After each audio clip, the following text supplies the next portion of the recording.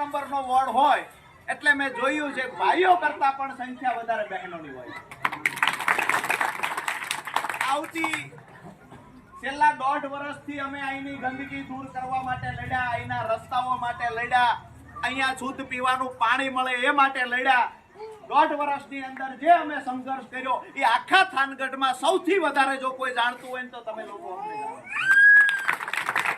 તમને એક વિનંતી કરવા આવ્યો છું ભાઈના નાતે કે 1.5 વર્ષ સુધી 4 નંબરના વોર્ડના તમામ પ્રશ્નોને લઈને હું લડ્યો છું. અમારી ટીમ આખી લડી છે.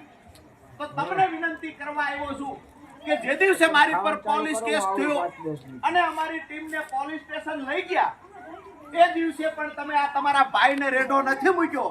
હું વિનંતી કરવા આવ્યો છું કે આવતી 16 તારીખે ભાઈ એકલો ન પડે ને જવાબદારી બધા બહેનોને આપો.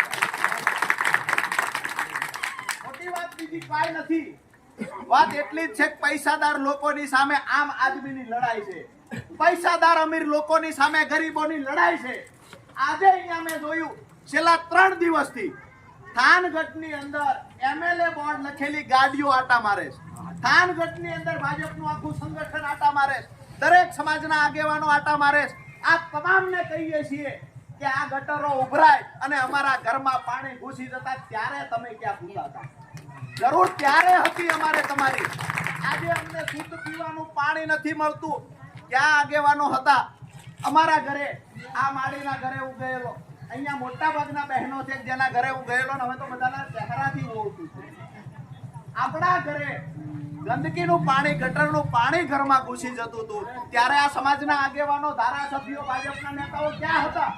એ કરતા પહેલા એટલું જ કહીશ કે હું 1.5 વર્ષ જે થાનગઢમાં લડ્યો, 4 નંબરના વોર્ડ માટે લડ્યો, તમામ વોર્ડ માટે લડ્યો, ગંદકીના મુદ્દે લડ્યો છું, સફાઈના મુદ્દે લડ્યા છીએ, પાણી માટે લડ્યા છીએ.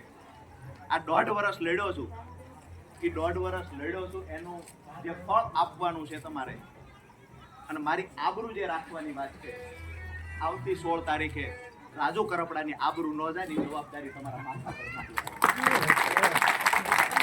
આપ સૌને